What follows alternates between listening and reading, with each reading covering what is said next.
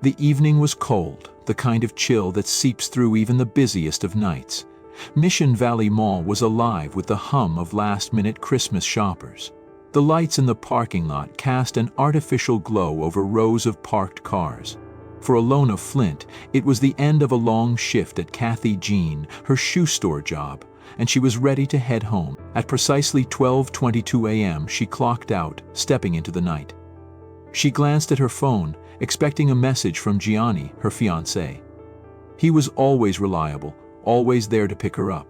But the lot was silent, the kind of silence that makes the hairs on the back of your neck stand up. She waited, dialing his number. No answer. Another call. Still nothing. By 1 a.m., Alona had reached out to Salvatore, Giani's brother. Sal wasted no time, arriving quickly to help her search. Together, they began making frantic calls, hospitals, jails, anywhere Giani could possibly be. Then, at 1:14 a.m., everything changed. A call came into dispatch. Alona's voice, panicked and breathless, said the words no dispatcher ever wants to hear. "I've been shot." We arrived on the scene within minutes. The 1600 block of Camino del Rio North was eerily quiet. The black sedan parked there told us we were in the right place. What we found inside the car chilled me to my core.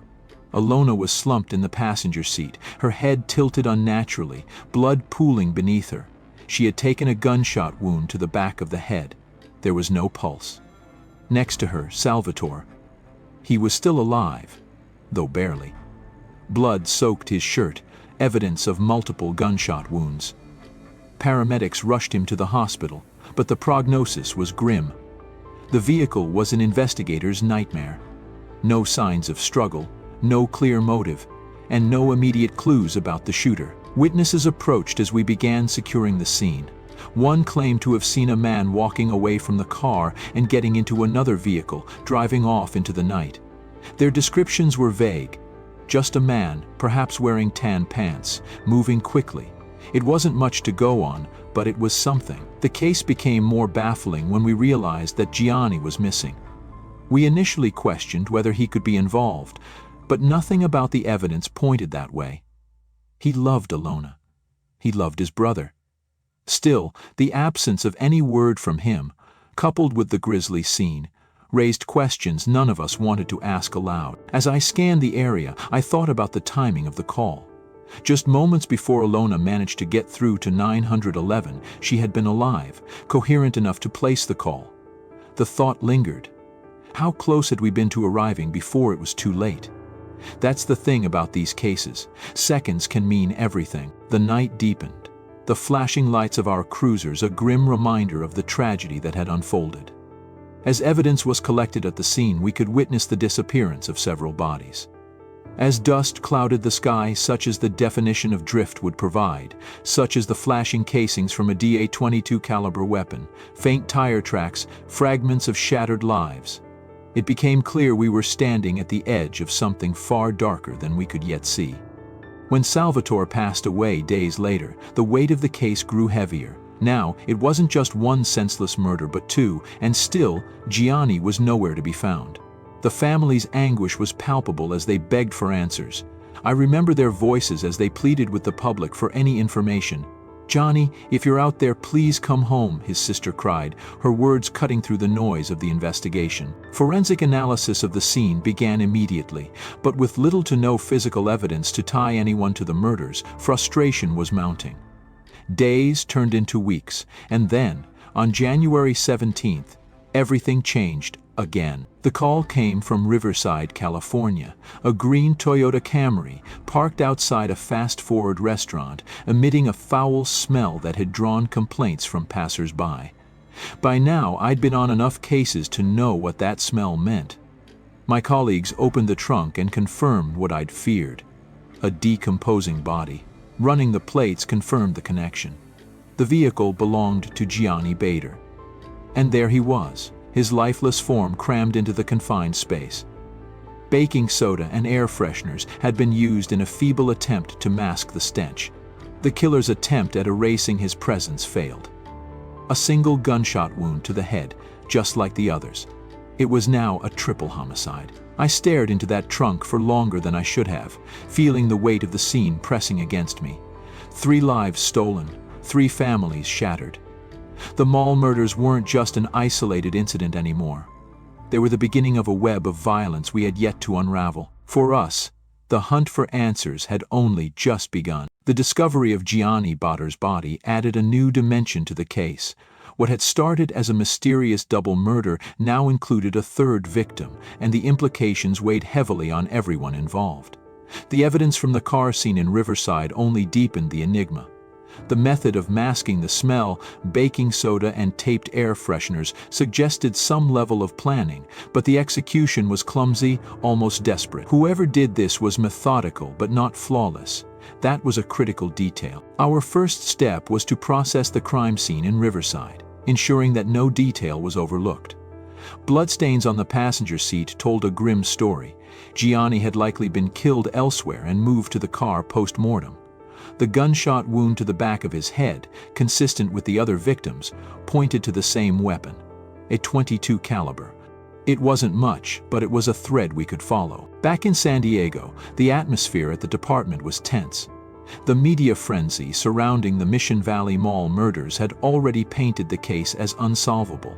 Leads were scarce and witnesses unreliable. One mall employee claimed to have seen a man lingering near Giani's vehicle the night of the shootings, but their description was vague. A male, medium build, wearing a hoodie. Hardly a concrete lead. We decided to retrace Giani's final movements. His cell phone records revealed his phone had last been active at 11:45 p.m. the night of the murders. Then, silence. No calls, no texts. It was as if he had vanished into thin air, until the smell of death gave him away weeks later. We widened our net, cross-referencing every piece of evidence. Surveillance footage from the mall yielded nothing.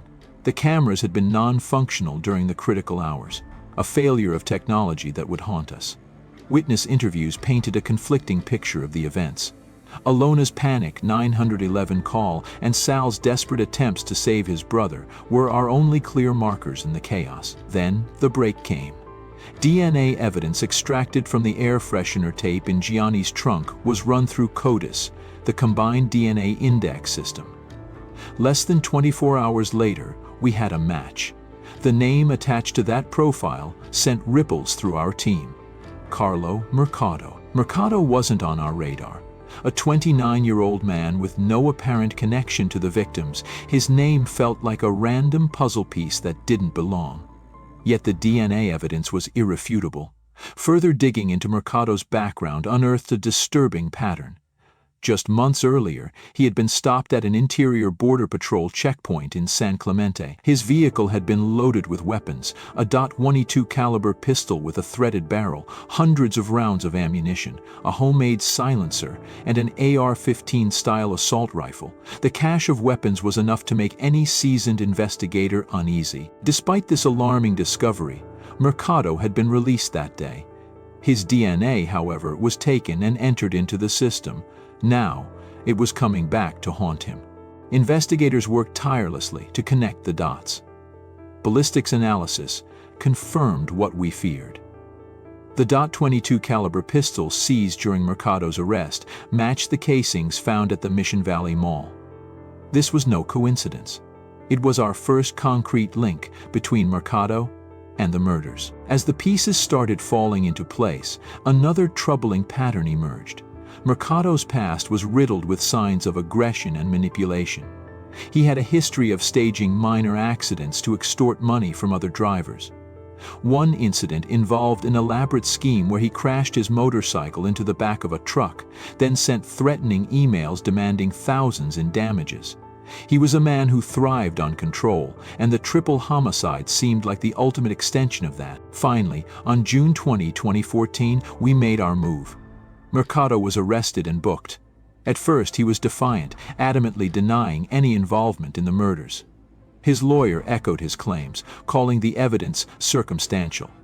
But the DNA didn't lie, and neither did the ballistics. We had him. Mercado's arrest was a significant milestone, but it was far from the end of our work. The question that lingered was why? What could drive someone to commit such senseless violence? Theories swirled. Was it a random act of aggression, a botched robbery, or something more personal? For now, Mercado wasn't talking, and the victims' families remained in agony, desperate for closure. In the days following the arrest, more details emerged. Mercado's cell phone data placed him near the Mission Valley Mall on the night of the murders. His online activity painted a chilling portrait of a man obsessed with violence. His phone's display name, The Assassin, was a stark reminder of his twisted mindset. On the day of the murders, his phone calendar had a single ominous entry, RIP. The weight of these revelations was overwhelming.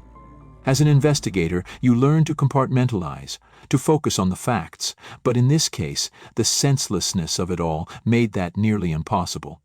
3 lives, stolen without warning, and for what?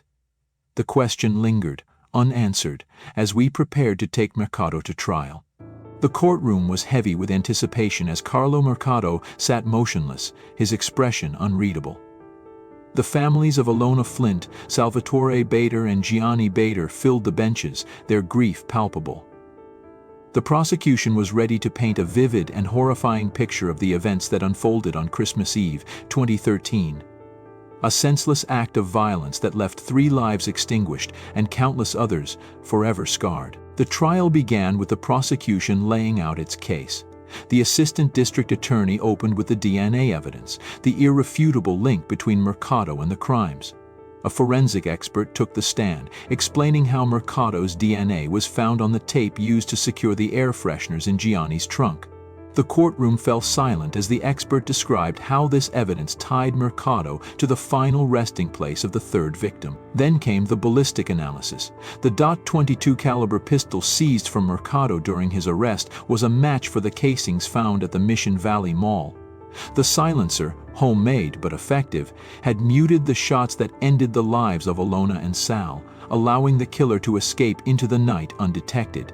This gun was the weapon that connected Mercado directly to the murders, the prosecutor declared, emphasizing the cold deliberation with which he acted. One of the most damning pieces of evidence came from Mercado's own devices. His cell phone, with the ominous name The Assassin, contained chilling details. The prosecution presented his calendar entry for December 24, 1913, which read RIP. This wasn't a coincidence, they argued. It was a premeditated marker of the violence he intended to carry out that night. Mercado's internet history revealed searches for hitman movies, further underscoring his fixation on violence. Witnesses were called to testify about the moments leading up to the murders. A mall employee recounted seeing a suspicious figure near Giani's vehicle shortly before the shootings. Although they couldn't positively identify Mercado, their testimony aligned with a timeline established by the evidence. The defense, however, was determined to cast doubt. Mercado's lawyer argued that the DNA evidence, while compelling, could have been transferred through secondary contact. He questioned the reliability of eyewitness accounts, noting the chaotic nature of the scene and the difficulty in positively identifying someone in a dark parking lot. He pointed to Mercado's lack of prior connection to the victims, attempting to frame the murders as an unprovable coincidence rather than a deliberate act, but the prosecution had more. A forensic psychologist testified about Mercado's patterns of behavior, including his history of manipulation and aggression. They painted a picture of a man who thrived on power and control, someone who saw others as mere obstacles to his goals. The psychologist explained how his obsession with violence escalated, culminating in the horrific events of that night. The families of the victims also took the stand, their emotional testimonies leaving an indelible mark on everyone in the courtroom. Alona's mother spoke of her daughter's bright future, her laughter, and the void her absence had created. Sal and Giani's sister shared memories of growing up with her brothers, their musical talents, and the unbreakable bond they shared. Their words were a reminder that these were not just names in a case file, but real people with lives cut tragically short. Perhaps the most harrowing moment came when photographs of the crime scene were presented. The images of the blood-stained car seats, the discarded shell casings, and Giani's lifeless body in the trunk were a stark reminder of the brutality of the crime. The jury was visibly affected. some shifting uncomfortably in their seats, others unable to look at the images for long. As the trial progressed, the defense faced an uphill battle. Mercado's demeanor, cold and detached, did little to garner sympathy. When given the chance to address the court, he declined, leaving an eerie silence in his wake. Finally, after weeks of testimony, the jury deliberated. It was a painstaking process, with each piece of evidence weighed carefully. The families of the victims waited anxiously, their lives hanging in the balance of the verdict. When the jury returned, the courtroom was tense with anticipation. As the four persons stood to deliver the verdict, the silence was deafening. We find the defendant, Carlo Mercado, guilty on all counts of murder. The families broke down in tears, their grief mingled with relief. Justice had been served, but it was a bittersweet victory. No sentence could bring back Alona, Sal, or Giani. Still, the verdict provided a measure of closure, a sense that their loved ones' lives had not been taken without consequence. The judge handed down the sentence, 3 consecutive life terms without the possibility of parole. As the gavel fell, marking the end of the trial, the weight of the case lingered in the air. For the investigators, the prosecution, and the families, it was a moment of triumph, tinged with the enduring pain of loss. The trial's conclusion marked a pivotal moment in the community's healing, but the ripples of the crime were far from over. The tragic loss of Alona Flint, Salvatore Bader, and Giani Bader left an indelible scar on their families, friends, and the broader San Diego community.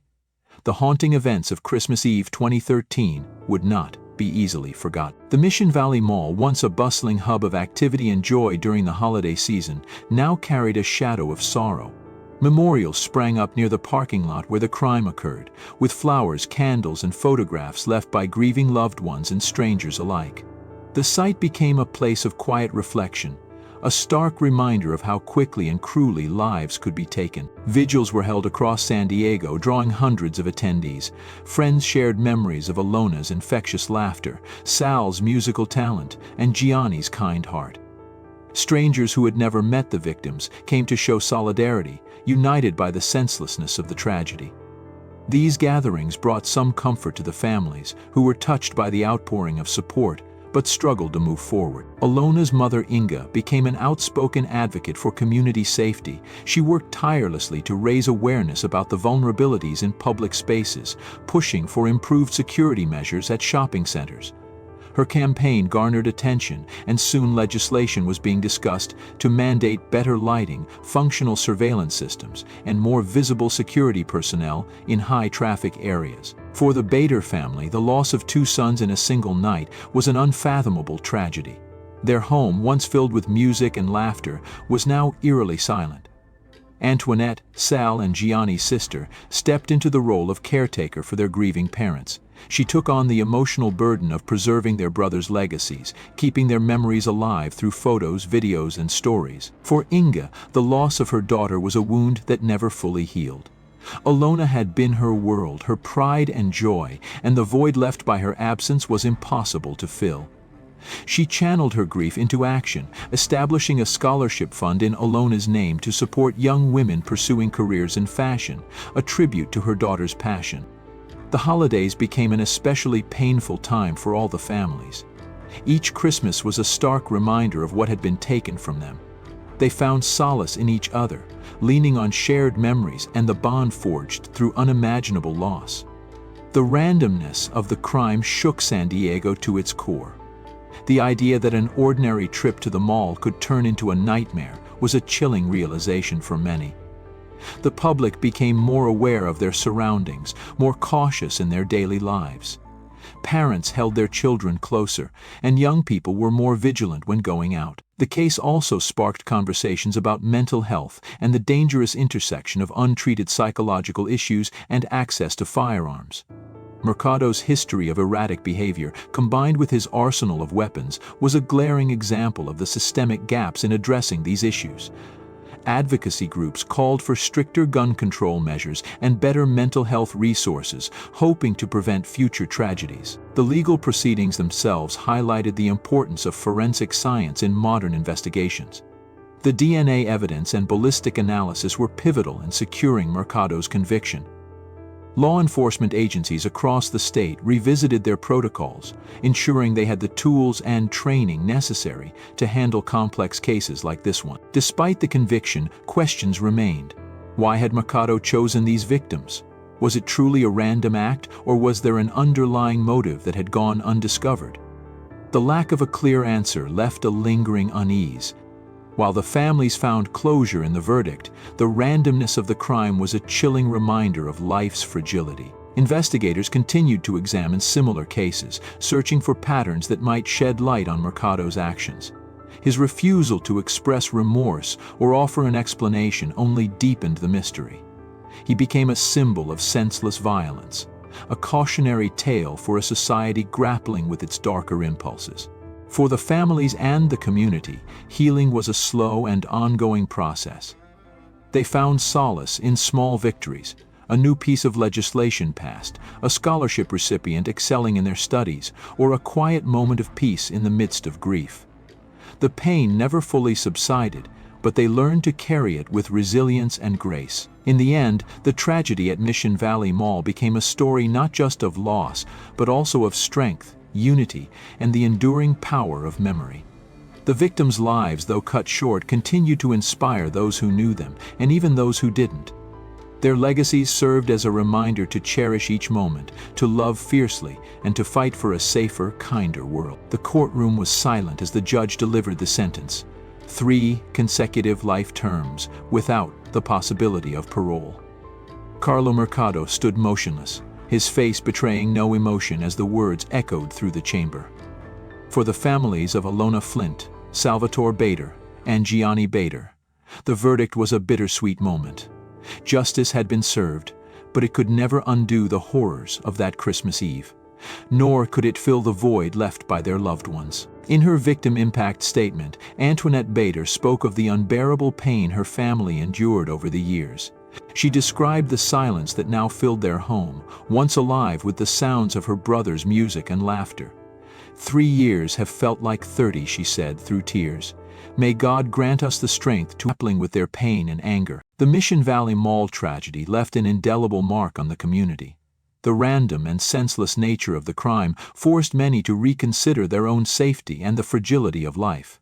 Advocacy groups leveraged the case to push for reforms, calling for better mental health services, stricter gun control laws, and increased security in public spaces. Legislative changes followed. New measures were introduced to ensure malls and other high-traffic areas were equipped with functioning surveillance systems and adequate lighting.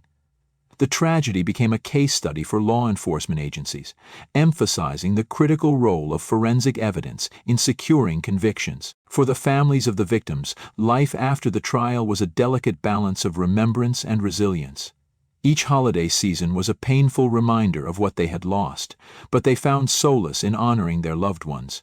Memorials became places of reflection and healing, drawing people from across the community who refused to let the victims be forgotten. In time, the focus shifted from the perpetrator to the lives of Alona, Sal, and Giani.